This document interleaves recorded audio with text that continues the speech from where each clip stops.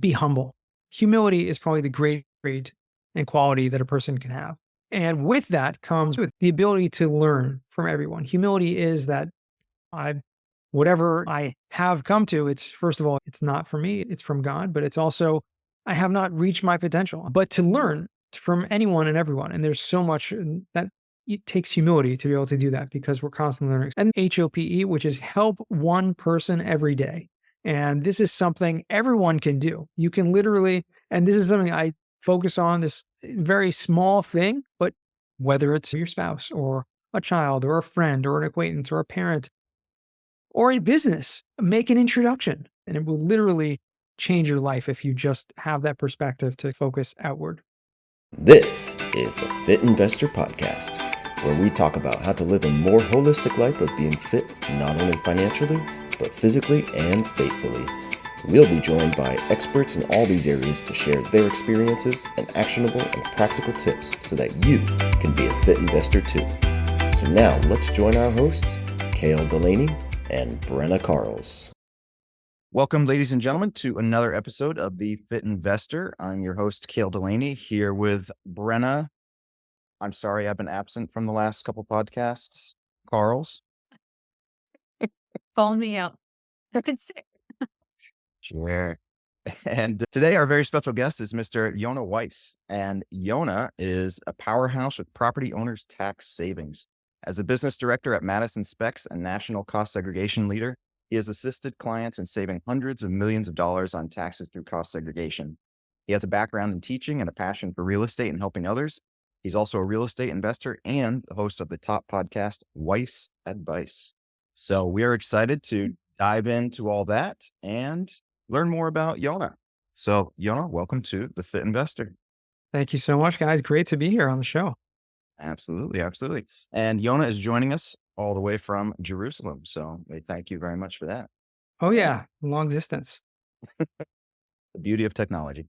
We were talking just briefly offline before we got started about your background, and we wanted to open it up to you. I'm sure a lot of people in the real estate community know who you are in regards to your involvement with cost segregations and all that type of stuff, but we want to learn more about who is Yonah Weiss. So why don't you take us back a little bit, give us a background on who you are.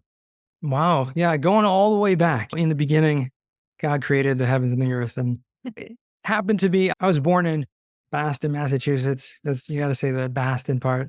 And as soon as my older brother saw a new movie that came out called Star Wars, my father decided we got to leave Boston. Can't stay with that accent. No, long story short, we moved to Los Angeles when I was young.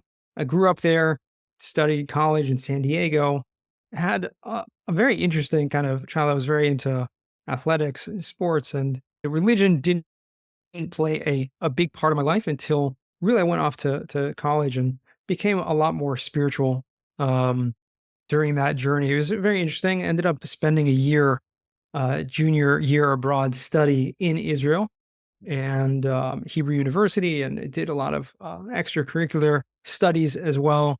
Part of an amazing one-year program there where we actually traveled around the country, did a lot of touring, did a lot of historical, and my major was in history. So it was amazing to see history in Israel just comes alive because there's 4,000 years of history really. And there's so much, every footstep that you take, literally. And I really just fell in love with the place and decided basically at that time, I wanted to stay. I wanted to live there. I ended up moving back to San Diego for a year, finishing up my degree, but I knew that my calling was in a more spiritual path. And I ended up moving back to Israel shortly after I graduated and really made it my home. Spent years studying and learning and teaching. And my background was in, like I said, I had a history major, but I loved teaching even from a young age. I was a teacher and I was an extracurricular tutor in many different subjects. And I just continued down that path. In fact, my mother was a teacher. My grandmother was a teacher. So it was in the family. In fact, my grandmother used to joke around. I was going into the family business. I decided I was going to continue to be a teacher. And that really was my passion for many years. And I didn't have any, I shouldn't say any, but very little education or really guidance in finance or business in any way. And it really didn't pique my interest whatsoever because like I said, I was on a much more spiritual path. kind of dedicating my life to service and stewardship and helping others. Started a nonprofit at one point, helping needy families, those who are less fortunate and those who had health problems or death in the family, where they just had major financial burdens cast upon them that they couldn't help out. I raised literally millions of dollars over the years helping those people. And so that was really my only kind of foray into business, if you will, was running that nonprofit organization. But I never had a desire or a need for money or thought that I needed wealth and this kind of things. And it really, like I said, didn't have that background in education. But at a certain point in my life, about close to 10 years ago, after having been a teacher and doing this for about 15 years or so, I had I don't know if I call it like a crisis. It was actually, there was a health crisis in my immediate family, but it was more like kind of an awakening that I realized, okay, something needs to change.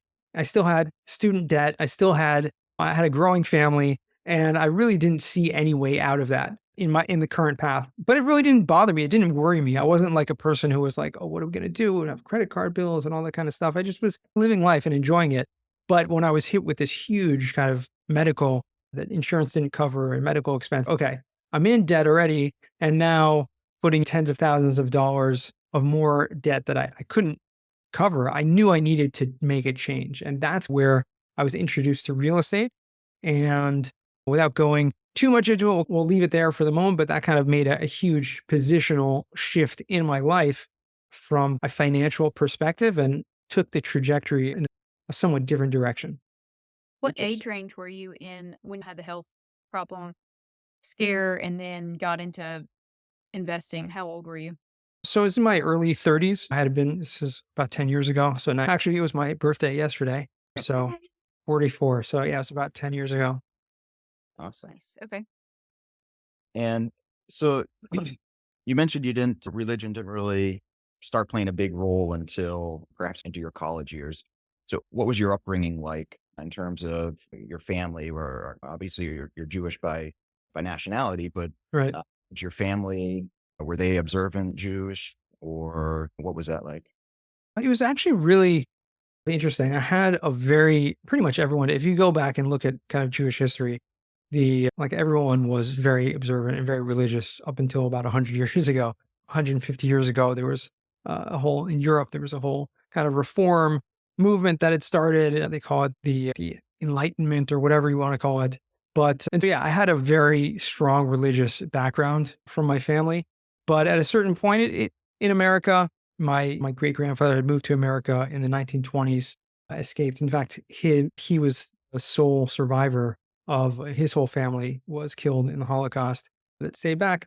He had moved to America in the early 1920s, and so my grandfather and that whole family line was saved. He was a rabbi, actually, who was in Lancaster and then Pittsburgh, Pennsylvania for 40 years, was a rabbi there. And so I had that kind of in my background, but didn't really mean much to me. And I think that's a big, for a lot of kids and teenagers, you maybe go through some motions and things like that, but you don't necessarily, one doesn't delve into it and think about things. And I think when I was about 14 years old was the first time I really started like actually thinking about it and thinking about God and thinking about things that were really beyond me.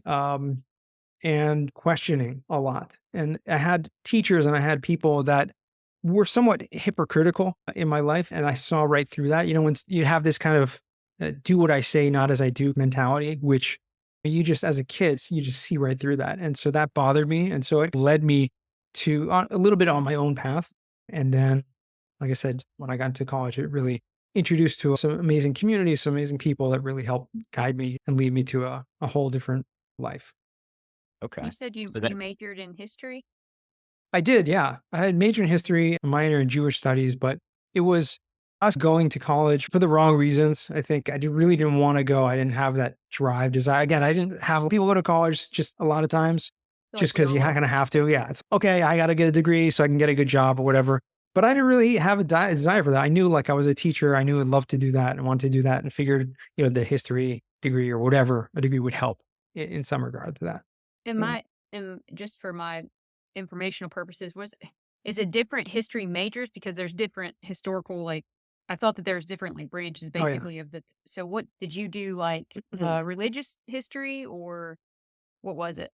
Yeah, it was general. It didn't really have to focus on anything, which is the weird part of it. But I did lean more into more Jewish history there, whatever was available. And again, I spent the year in Israel at the Hebrew University, and so like everything there was Jewish history related. But yeah, there was still stuff even in San Diego. Surprisingly, I took a Holocaust class. I took a medieval Jewish study class. So there was an amazing class on Ethiopian Jewry, which is a whole incredible subject on its own. Yeah, it's dating back thousands of years from the times of King Solomon and the Queen of Sheba and that kind of relationship. That's where kind of the Oh, that Ethiopian sounds neat. people started. Yeah. So yeah, that was my focus. But again, it was more of an excuse than anything else. Just like, okay, I had to pick something. And I enjoyed history. I have like a really incredible memory for like names and dates and places and things like that. I just was the natural thing for me to coast by and do the easiest.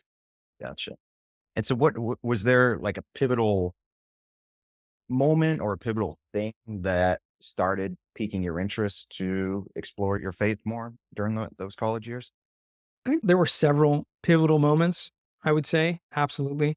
But one of the major things that to me was community. And I think in the Jewish religion specifically, community plays a huge role. And so even though I was in college, but I felt drawn towards the Orthodox, the religious Jewish community that was there actually literally in the same town as the college and was drawn to just the people and the families that were there. And it was like first time exposed to really amazing families that like little kids and a lot of stuff. And I was just like, oh yeah, I love this. I was a teacher. And so I enjoyed that. And I was like, okay, this is the life that I want to lead. And it's seeing kind of role models in that respect. Whereas friends were busy partying and doing all that stuff. And that's fine. College, for a lot of people, that's like the main thing that you're there for.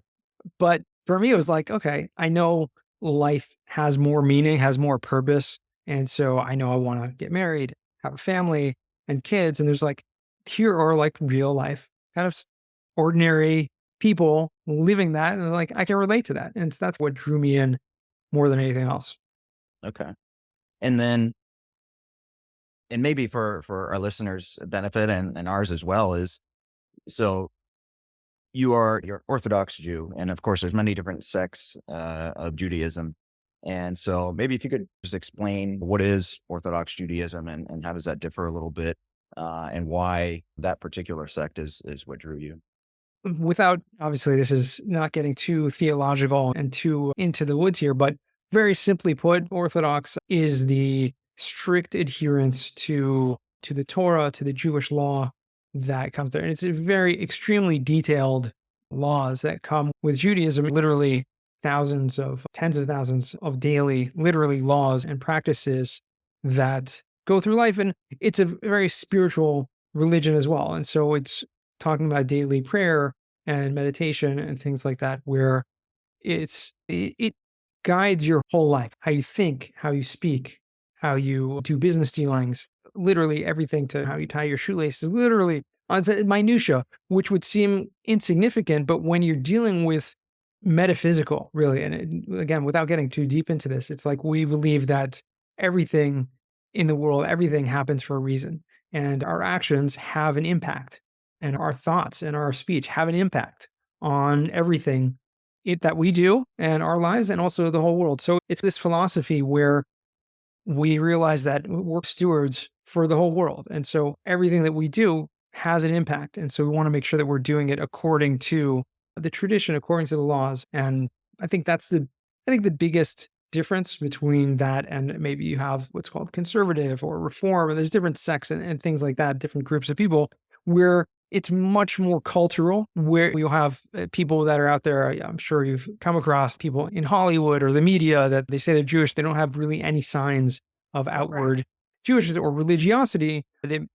But whereas someone who's Orthodox is much more connected again to the Torah, to the laws, to the Bible, to the studying of it daily and things like that. Okay. Can you give us maybe a little taste of what are some of the daily practices that are perhaps required or they institute in your life? I think one of the biggest things is there's 3 times a day of prayer.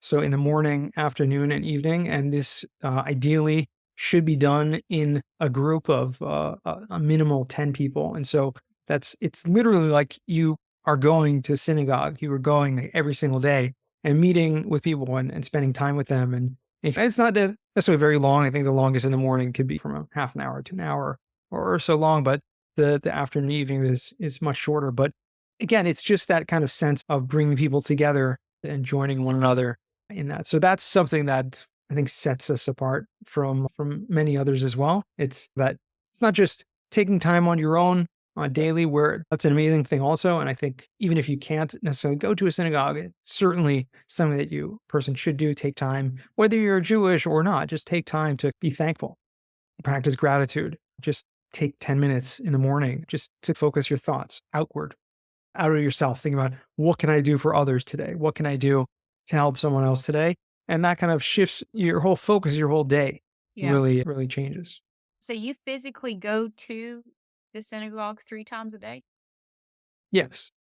How do you have time for work? Do you just because I don't know how far of a drive or what Mhm. have you, or how long it's from you. How do you make your schedule work for this podcast, for example, for the hundreds of cost segs you get? Because I know we're always referring you in these groups on Facebook. How do you manage your time? It's really just, it's just scheduling, it's priorities. And so, yeah, I work a full business day. I do take a little break, in the middle, and people take breaks to eat or whatever. I'll take a little break to pray. It's a little bit of a different thing. But yeah, definitely make time for that. I would say I work a little too much sometimes, but making time for podcasts and making time for that, it's really about scheduling more than anything else. And the fact that I'm in Israel and working on American hours makes it a little easier, actually, because I have or a different time zone. And so I'm working in the evening hours, which means I have the whole morning really to myself, which has its benefits, obviously. And so, yeah, it's a little bit easier in that regard. And That's then for you meet with the people, at least 10 people 3 times a day. Is there any time that you do have to yourself, like where you're just with your thoughts? I don't know if you meditation has so many different meanings. yeah. And you can take it as if everybody has their own definition of it. But do you have ever time that you can talk to God or whatever by yourself?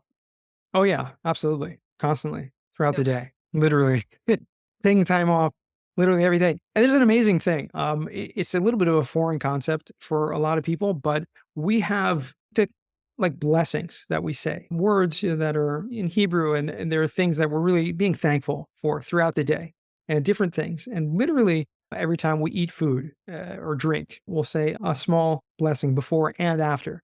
And so these are times, they're small kind of little packages of meditations and things like that, but it's really focusing your energy and your thoughts towards more meaningful things and gratitude Mhm. like hundreds of times throughout the day. And so maybe hundreds is an exaggeration, at least 100, I would say a minimum. And so there's What do you do when you're in a bad mood? Like that, I think. Okay, so before this, I'm just going to be completely honest. I feel like I had a lot of work to do to catch up from the holiday weekend. And when I have a lot to do, I get anxiety, and then I get my husband asking me a question and I'm really short with him. And I feel like I can get in that zone. But how do you get out of that if something does make you stressed or angry? Do you take that time I guess it helps if you're going to the synagogue 3 times a day to talk with the other followers and stuff like that. What works for you? yeah. And this is the human condition, right? We have emotions, we have things that happen in our lives that kind of throw us off of our kind of balance. And the key is to try to keep balance. And little tricks, little tips throughout the day, but yeah, taking time just to take a breather. Obviously, we're all human. We all have emotions. We get stressed, we get angry, we get a lot of it comes through outside factors. But when you realize that really everything happens for a reason, everything has a purpose and a meaning, it's just to take a little step back and to breathe, literally, just to take a step back, take a breather, as they say, and focus your mind. What's important here? Is this going to matter? An incredible thing that I heard from one of the wisest people that I know, a rabbi, that he said that his grandson had asked him, what's the secret? He never saw him get angry ever. ever in his life, right? So very old wise man. And he said, whenever I felt that I was getting angry, he said, I looked at my watch, looked at the time and said, you know what? Let me give this 24 hours. I'm going to come back to this. If it's really meaningful to get angry about, I'll have the time to think about it and to realize if it's worthwhile. Is this going to matter in 24 hours from now, or a year from now, or 10 years from now? And then I'll put my emotion. But that's really a very powerful exercise, and obviously a person who had worked on themselves extremely over the years, who has that self control. But that's just a tip. Take a breather. Realize, okay, I don't need to react to everything that's happening. And so it is a struggle. It's a daily struggle, but realizing that you're in control of your life, you're in control of your emotions, and it's really the power of the mind over kind of the animal emotions that come up. And I think that's one of the biggest things that I've learned over the years. You, Reminds I, me of a Seinfeld episode where George's father, somebody told Serenity him now. exactly. Serenity now. That's how you do it. Yeah, the serenity. it's rewind. I'm telling my age. They don't have a rewind anymore. Go back, I don't know, a minute and listen to what Yonah said, because that 1.5 minutes or whatever he was just talking, I think is going to be the most powerful part of this podcast, because you said a lot of really good things in just that short amount of time. But what I heard, and it stuck out to me and it hit me, was you don't have to react to everything. And that to me is really powerful. And it stepped on my toes, because I feel like I have to react to everything. If this is happening, then what am I doing about it? And maybe sometimes you don't have to do something about it. And maybe pray, whatever you need to do, tell things to be thankful for. And sometimes I try to do that. And I try to say every day 3 things I'm thankful for. And sometimes it might just be my bottle of water that day. But sometimes it's harder, but really liked what you said. So once this comes out, I want to listen to it again, because that was pretty powerful words, I thought, from what you said. And just to bring it down to something that maybe everyone can relate to a little more, I'm sure everyone's heard of this book called The 7 Habits of Highly Effective People. Stephen Covey, probably one of the most powerful books that I think was like one of the first, I would say, quote unquote, business books that I read about 10 years ago. And one of the first things he talks about there is being proactive, right? And he talks about the idea of reaction, is reacting to something, whereas being proactive is you're taking the initiative. Instead of reacting, you are you're taking control of that. You're not allowing yourself to react, but you're being proactive. You're taking the steps to do things to prevent that. And I think he talks about that kind of space between the stimulus and the reaction. And that's where the human power of mind comes in, and where you can make that switch and make that change. And I think that's a very powerful thing. If everyone has read that book, I would highly recommend just going back and reading the first chapter there where he talks about that, because it relates very much to what my upbringing and my kind of spiritual path has led me to. And so that book made so much sense, because it was stuff they already knew. It was just put in different kind of more secular terms. I think everyone can relate to that. Mhm. Right. I think the key is being able to find that space between the stimuli and the reaction, right? Oftentimes that space seems non-existent, right? And I think ultimately too, it's about surrendering the control of our lives over to God at the end of the day. Reactions, in my opinion, are more so driven by our desire to control our situations, right? Yeah. And we feel like we can't control our Mhm. situations. We oftentimes overreact, right? Right. Versus, which I think is one of the bigger struggles of mankind, is to let go, right? Let go and surrender the control over to God. That's a very difficult thing. It's a very, Yeah, my friend Esther, the investor, has a T-shirt that says "Let go and let God." It's just, it's about absolutely, but there's a fine line between that and taking responsibility for oh, your sure. actions, obviously. And I think that's where free choice lies. There is a almost a contradiction, a perplexing statement that is that everything happens for a reason and everything is God runs the world. And I firmly believe that. But at the same time, we have free choice and we can make our decision. And there's really a spectrum of how that works and how our lives are influenced by our daily actions and things like that. We may not think, I don't really necessarily have a choice on how I react to something or how, because we're conditioned, how we train ourselves and how society has trained us to think and to do things. But we do have that kind of conscious ability to take a stop and take a break, take a step back and be outside of yourself, so to speak. And it helps to have that a community and to have people who are coaches or someone who's a kind of a religious leader, whatever it is, someone who is more spiritual, who can guide you a little bit in that regard. Obviously, life coaches and things like that in business are very helpful because it gives you perspective, it gives you objectivity, whereas you may not see something the same way. And maybe your spouse can be that for you. Maybe you're a sibling or a friend. And I highly recommend everyone has someone, at least one person in their life that they can go to and get some objectivity and say, okay, I did this. Do you think it's the right thing? And a good coach or good advisor or something like that is not going to tell you what to do. They're just going to give you the perspective and show you the choices and have you make your own decisions, but show you what you may be missing, that oftentimes our own personal biases, our own subjectivity get in the way. And again, this can be in our personal relationships, in our businesses and things like that. It's always good to have outside perspective. Yeah, 100%.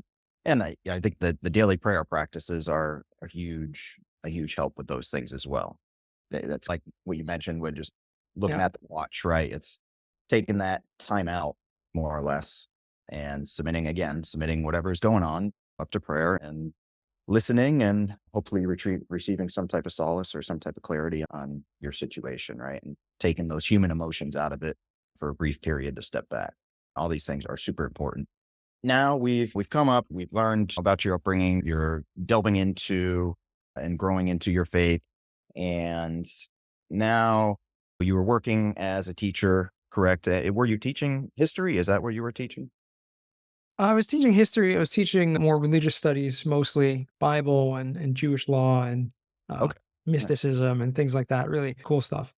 Okay. And was this high school or university level or? It was mostly high school and university level. Yeah. Okay. All right. Excellent. And you did that for how long?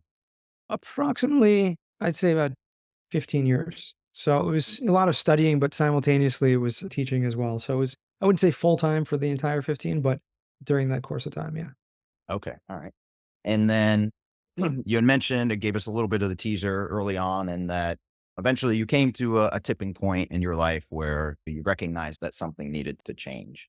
And so what was it? What was that tipping point or that pain point that brought you to that recognition or So revelation? again, I had a kind of health crisis in my immediate family without getting into too much details, but it was something that kind of rocked our boat. And because it wasn't just the physical and emotional and mental toll that it had taken being in hospitals and everything like that. But it was financially. And for me, that was something that I never really gave much thought to. Yeah, I had student debt, I had credit card bills and things like that. And we're getting by and living a very frugal lifestyle. But at this point, it was like, okay, there's no way I can even pay rent. There's no way I can like cover, like, what am I going to do? Like I can take out another loan or something like that, but what am I going to do? And so it was at that point, I just had this pivotal moment and I'd spoken to several friends and acquaintances and things like that. And just saying, okay, I need to either get another job or a second job or go into a different field, something that's going to help to alleviate this. And I had one person who was a friend, kind of a mentor to me in a certain way. And he was a very successful business person, had been in mutual funds for 40 years and really successful person financially. And he sat me down. He was like, listen, you're not going to get a job or be able to find a new job with this burden on you. He's like, you're just not. It's going to be too hard. And again, it was just having that objectivity, that outside advice from someone. Mhm. And he actually did me probably one of the biggest things that anyone has ever done for me in my life. At that point, I was literally like stressing out, having a very difficult time. And he said, listen, you're not going to find a job or do anything like that with all this stress. He's like, what's your monthly budget? Sit down. Okay, let's do this, right? We sat down, the whole thing. And he literally wrote me a check for 3 months of expenses, like covering everything that I could do, and said, "Listen, this is a loan, okay? An interest-free loan. You pay me back whenever you have it, but this will give you a breather and give you room to have that mental space to go, because you can't think about like, how am I going to learn a new skill, find a new job, find a new if you don't, you can't even think about how am I going to pay rent this month? How am I going to do this?" And so he gave me the gift, and he gave it to me on 3 conditions. Okay. And he said, the first condition is you can't tell anyone that I did this. Right? He didn't want to be, this public knowledge that he was doing this. He wanted to be just between me and him.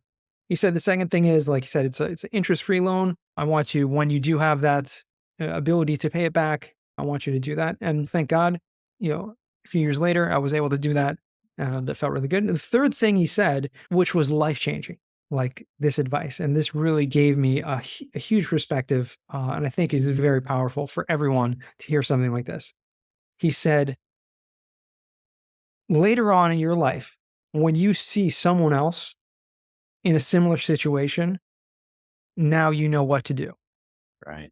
And I want you to do that. I want you to pay it forward and do that. And so, thank God I've been able to do that as well. And that was a huge pivotal moment. And so from that, I'd say that was like the biggest pivotal moment at that time in my life. Again, this was about 10 years ago. Mhm. And then the people that you help, do you tell them the same thing? Yeah, absolutely. For To sure. help like pay it forward, when they Absolutely. Mhm. 100%. That's awesome. Yeah. Oh, that's wonderful. So then what was the next step? So the next step was just finding something. So I put it out there, feelers out there to all my friends and acquaintances. Hey, I'm looking for something. I tried a couple different things. And then real estate kept coming up in conversation. And then I ran into a good friend of mine one day, and I was like, hey, I'm looking to do something else. And I knew he was in real estate. I didn't really know what he did, but he's like, why don't you come work with me? Okay, sure. What do you do? And he was a very successful mortgage broker for many years. He was a lender, but he also had his own rental properties that he managed, multifamily properties. And he had like several different businesses, but he was like, he was working for this big mortgage shop. He was going off on his own. He was like, why don't you come work with me? I'll show you the ropes. And that was my kind of first foray into commercial real estate, was literally just sitting with him in his office, like every day for about 8, 9 months, just apprenticing him. I learned everything there was to know about commercial real estate essentially, and did a lot of cold calling. We did a lot of, prospecting, networking, originating, underwriting, you name it, like everything. And there was to know. And I think the biggest thing for me was the jargon. I think for a lot of people entering real estate and commercial real estate specifically, there's so many terms and acronyms and all this kind of stuff. It just throws you off. So that was a huge thing. That was my foray into that. And later I got my realtor's license and was doing some leasing and some renting and some selling. And then I did a few fix and flips. And kind of one thing led to the other. And I just through networking ended up meeting this company, Madison SPECS, Madison Commercial Real Estate, and then got into cost segregation and investing. And that's the short version of how everything got started. Gotcha. I didn't know you had the history in mortgage. That's pretty cool. Yeah, that was literally the first thing I ever did in real estate was commercial. You ever want to side Commercial hustle? mortgage. You let me know. Yeah. I know you're doing okay, but yeah. So the cost segregation, can you tell us do you own your own company now, or is that how it works, or how many employees do you have, and things like that? No, so I work for a company called Madison SPECS, the biggest national cost segregation company. So Okay. there's about 60 people on the team altogether, engineers, accountants, the whole business development, this whole sales team. And so, yeah, no, I've been with them for about 6, almost 7 years now. And I don't own it, but very much involved in the day to day, have a big kind of voice in the company, a lot to have to do with the face of the company in a lot of ways, being the cost seg king and all that, building that brand. I've thought about over the years opening my own shop and doing my own thing, but I have a really good thing going with them, and I think for a lot of reasons, I've strayed away from that. But yeah, it's amazing. It's a good place. It gives me a lot of freedom to do other things, to do a lot of podcasting and things that I love. It's definitely a good thing. Yeah. Between the difference between a cost segregation analyst and a CPA, did you have to take some of the same testing that CPAs took to become a CPA? So no, personally, I'm not a CPA. I don't have any of that. I just play one on TV. I just kind of share the knowledge. I know more about cost segregation, which is a very specific kind Right. of tax topic. I know more about it than probably 99% of CPAs out there because it's a very niche kind of tax subject. But because of my kind of background as a teacher, I have a really easy time assimilating information and then being able to teach it and give it over. And so thankfully, we have a whole team of CPAs, and the founder of the company, a CPA that he worked in the Big Four, ran the cost segregation at KPMG and then Grant Thornton, one of the biggest national CPA firms out there. And so I learned everything I know from them, and so it's really just a matter of uh, just learning and teaching. That's what I see. But no, I don't have personally. I'm not a CPA, so I'm not signing off on anything. I'm not doing anything. We have a whole team that are doing that. That's awesome. Hey guys, it's Brenna Carl, CEO and co-founder of The Mortgage Shop. When I'm not spending my time searching for the best pizza in town, working out, well, because of pizza, or fighting sharks as Kale likes to say, I spend my time educating clients on the best investment products that will help them build generational wealth and making sure their loan process is as smooth as warm butter on a piece of toast. Call us today to get started with your investment journey at 800-816-7982 or, to talk more about pizza. Talk to you soon. So where do we, for a little current events then, what's the latest on this, the rumors of 100% bonus depreciation coming back? Yeah, so 100% bonus depreciation was a huge change in the tax law that came about back in 2017, the Tax Cuts and Jobs Act, and was around for several years and then was meant to start phasing out. And so 2023 went down to 80%. This year, 2024, down to 60% bonus. And that just means you get this huge amount of tax. Once you do a cost segregation, just for our listeners' kind of context, once you do a cost segregation, accelerate depreciation, you can take a huge lump sum of that in the first year. So that's the 100% bonus. There was a bill that was passed in the House of Representatives a couple of months ago, back in January of this year, that included in it many things. There's a Family Tax Reduction Act or something like that. And included in it, the reinstatement of 100% bonus, also going retroactively back to 2023 as well.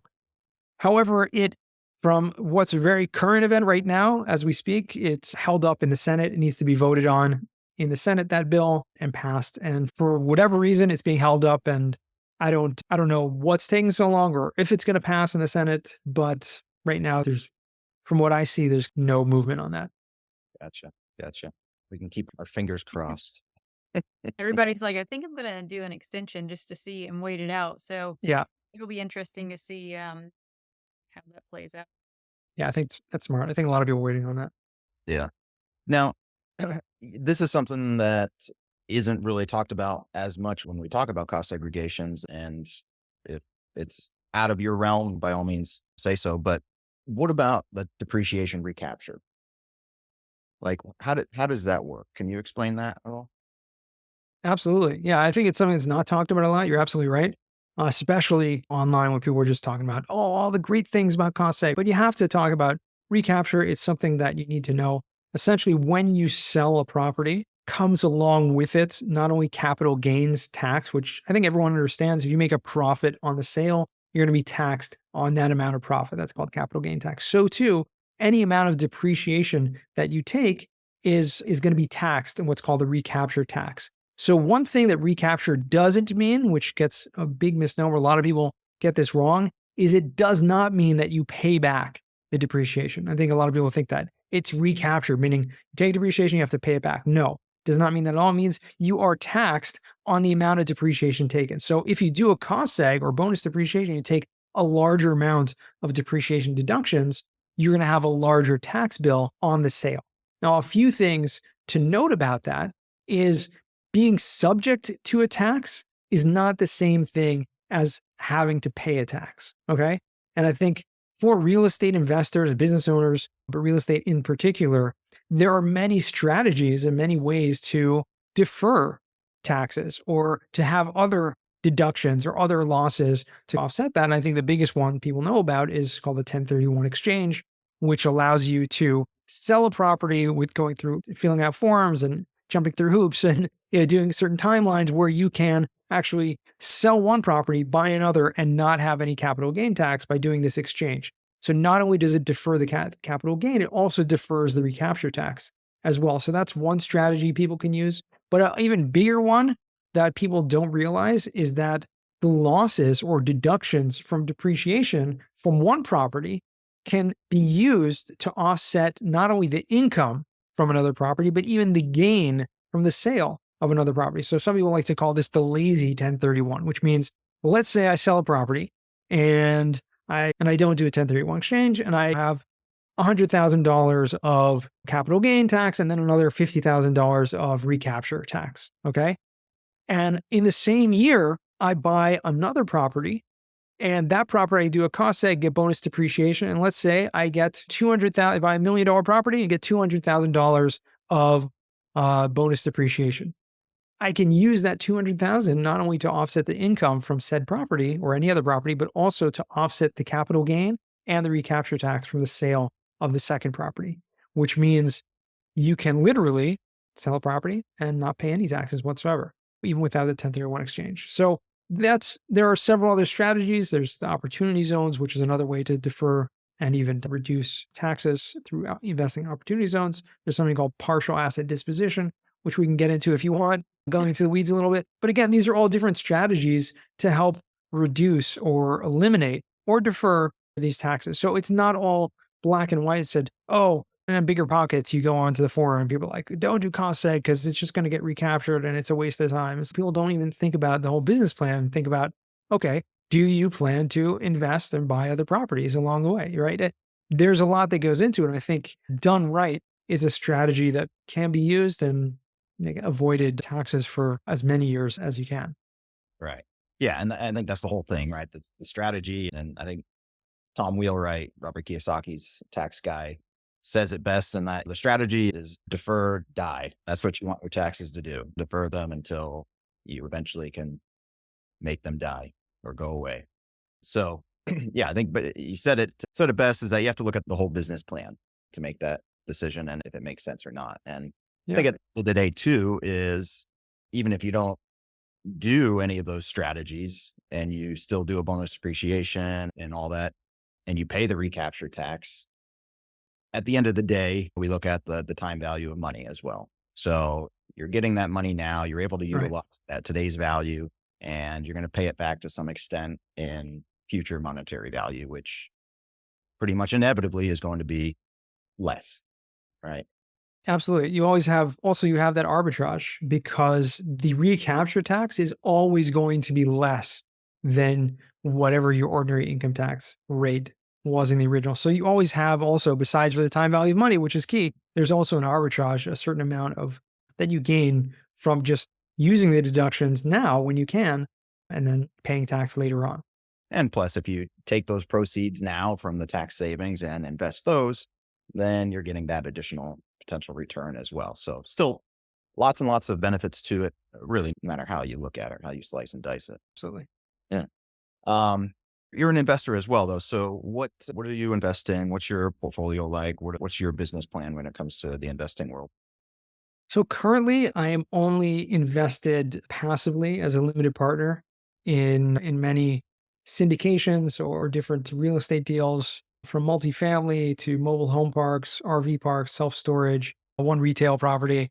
And that's been I think it was the easiest. I tried to a couple years ago to be a general partner and do more in a multifamily deal. And it was great, but I learned a lot from it. And mostly I learned that I'm not really good or don't really enjoy that part of the business. Much rather take a backseat.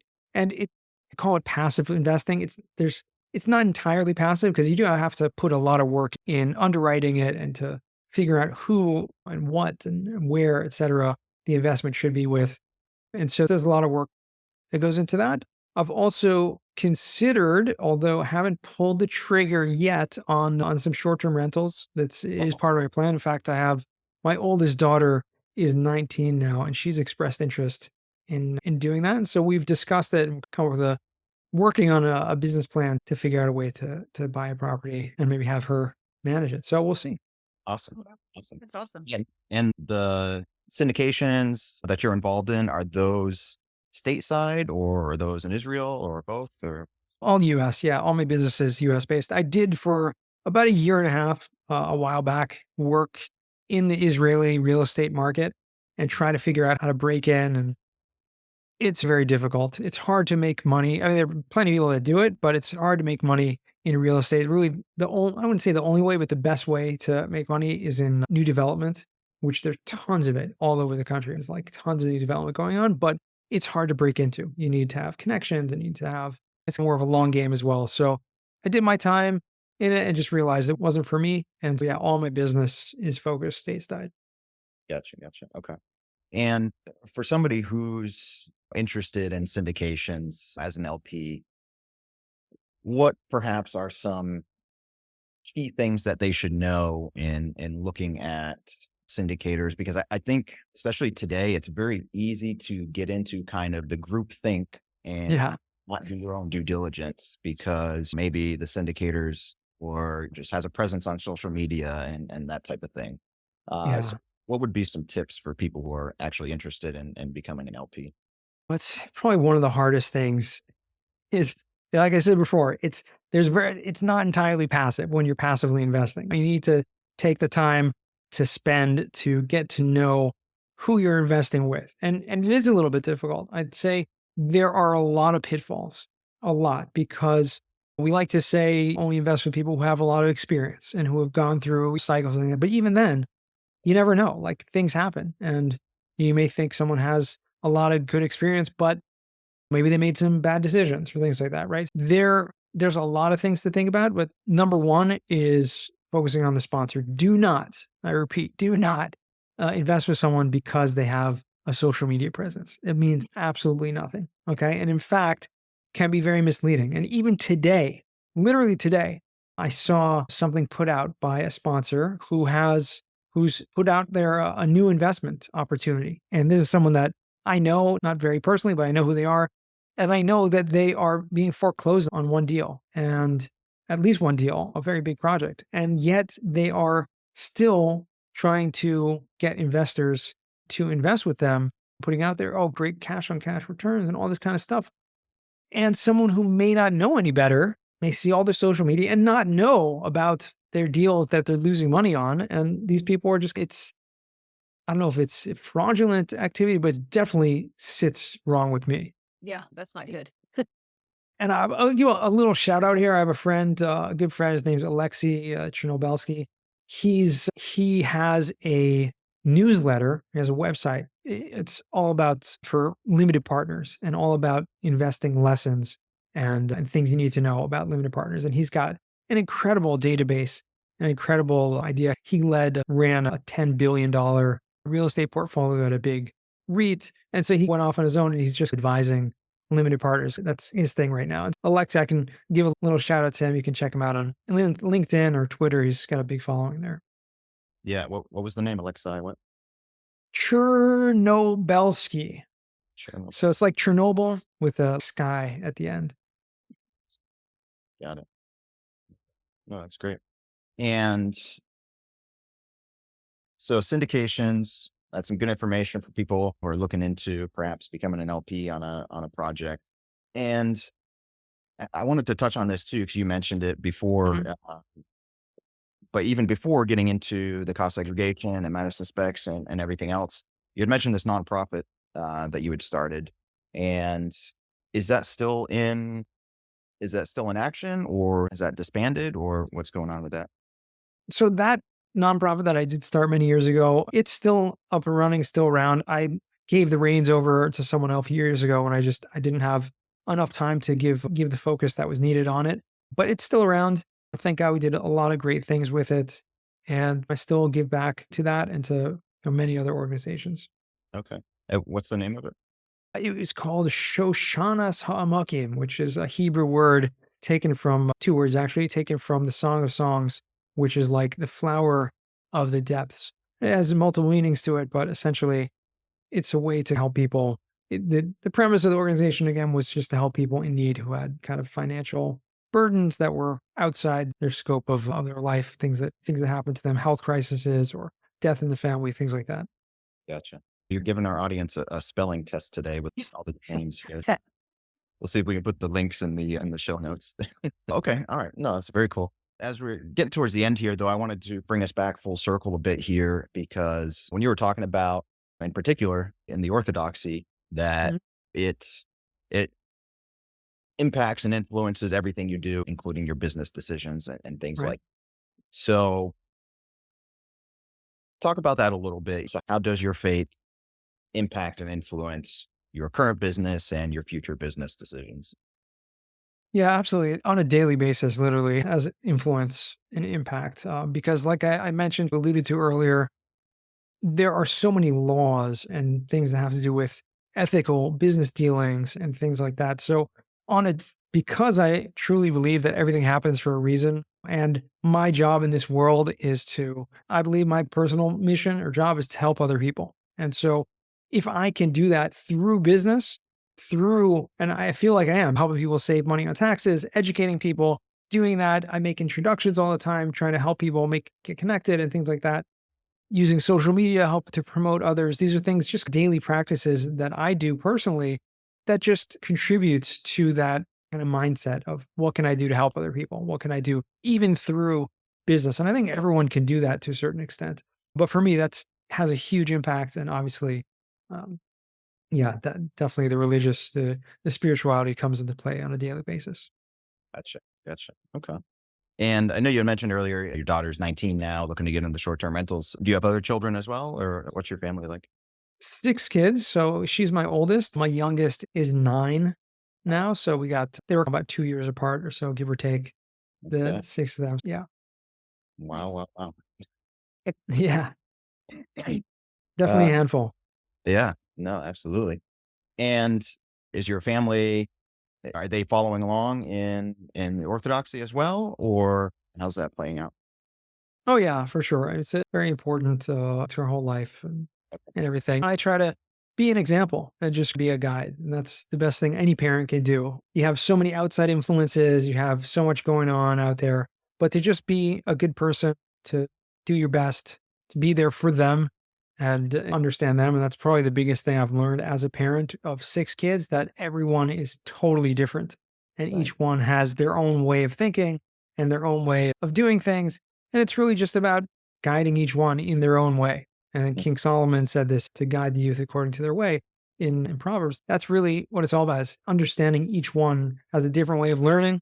And it's difficult, especially in school where you think, oh, why don't they fit into this box or fit into do everything according to the rules and everything like that. But each one has a different way of learning and Right. things that interest them or things that I want to.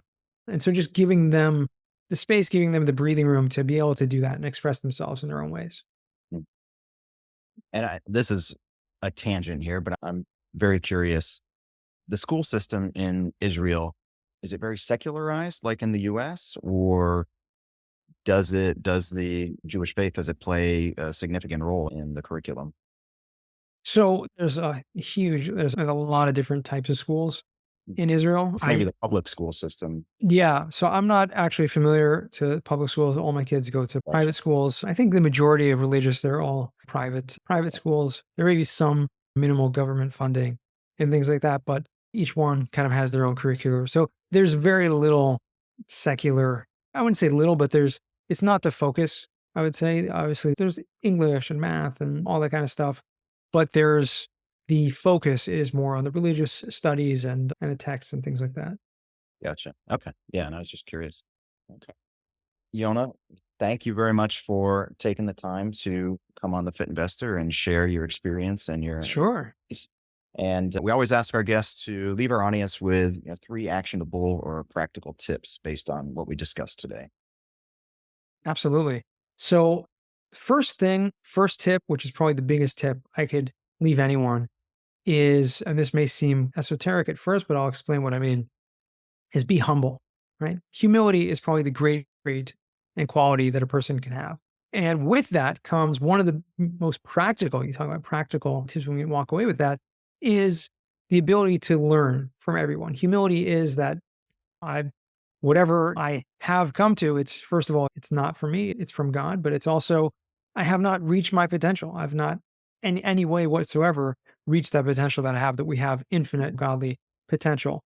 But to learn from anyone and everyone, and there's so much that it takes humility to be able to do that because we're constantly learning. So listening to this podcast, this is already the first step, right? Because you are learning from someone else. And I think that's a great way to do that. So that's the first actionable step, I would say. The second thing, when it comes to, again, on the same lines with education, relating to taxes specifically, because we talked about cost segregation, this is a tax strategy does not get discussed a lot. And specifically when you may be a real estate investor, but you don't have an accountant that is a real estate investor or focused on real estate, they may not be proactive to tell you about this. So the second actionable step we'll say is just be proactive when it comes to your taxes and educate yourself. And if need be, educate your CPA. If they're open to it, if they're not, find someone who does know about it. And so that's probably the second important actionable step. And the third thing, I mentioned this in passing, but it's an acronym that a friend of mine came up with, which is HOPE, HOPE, which is help one person every day. And this is something everyone can do. You can literally, and this is something I focus on, this very small thing, but whether it's your spouse or a child or a friend or an acquaintance or a parent or a business, make an introduction. Say, oh, do you know you need someone who needs mortgages? I got Brenna is a great, the best mortgage broker out there. You need someone who's, whatever it is, a broker, you can introduce someone. You can make that introduction. That's something really easy to do to help one person every day. And I would say that's something I could leave everyone with. And it will literally change your life if you just have that perspective to focus outward. Love it. That's awesome. Excellent. Brenna? Okay, I don't know if pizza is popular where you are, but what is your favorite pizza from where and why? Oh, that's a good one. Pizza is popular, I think, everywhere. They don't have great pizza in Israel, to be honest. It's not like New York pizza, Right. that's for sure. New York pizza is probably the best. A nice, good crust. And yeah, I'm not too into toppings so much. So nice some cheese, maybe some mushrooms or Yeah, onions or I'm something like just a that. cheese person myself. But yeah, okay. Yeah, I assumed that there wasn't like really good pizza in Israel, but I didn't want to assume, so that's why I wanted to ask. There's plenty of it, literally on every corner. But I just personally, growing up with American pizza, Right. it's different. Yeah. All right. Excellent. So, Yonah, if people want to connect with you, learn more about you, learn about cost segregations, all that good stuff, what are the best ways? You can find me on all the socials. I'm very active on LinkedIn. That's probably the biggest one, but Facebook, Instagram, Twitter, now X. You can also go to yonahweiss.com and find out more about what we're doing. And you can also check out the Weiss Advice podcast, where both Kale and Brenna have been featured on recent episodes. So make sure to check out their interviews to learn more about them as well. Absolutely. Excellent. Yeah. Thank you again, Yonah. We really appreciate your time. And ladies and gentlemen, stay tuned for another episode of The Fit Investor.